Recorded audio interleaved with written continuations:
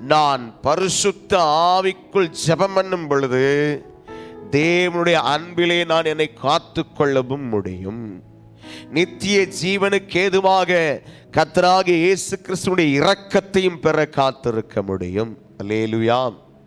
அப்ப நான் பரிசுத்த ஆவிக்குள் ஜெபிக்கிறதற்கு இந்த நான்காவது நிலை சொன்னேன் இல்லையா, மூழ்குகிற அனுபவம், தண்ணீருக்குள், அதாவது பரிசுத்த ஆவிக்குள், அது ஆங்கிலத்தில் எப்படி சொல்லுவாங்க, soaking in the presence of God.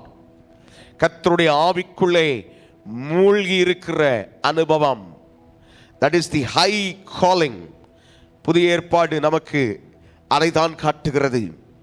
புதிய ஏற்பாடு சத்தியத்தில் அதிகமாக நம்ம பார்த்தோம்னா, நாம் தேவனோடு உறவாடுதலையும் தேவன் நம்மை நடத்துகிறதையும் தேவனுடைய வழி நடத்துதல் நமக்குள்ளே இருக்கிறதையும் குறித்து அது பேசுகிறது. அல்லேலூயா.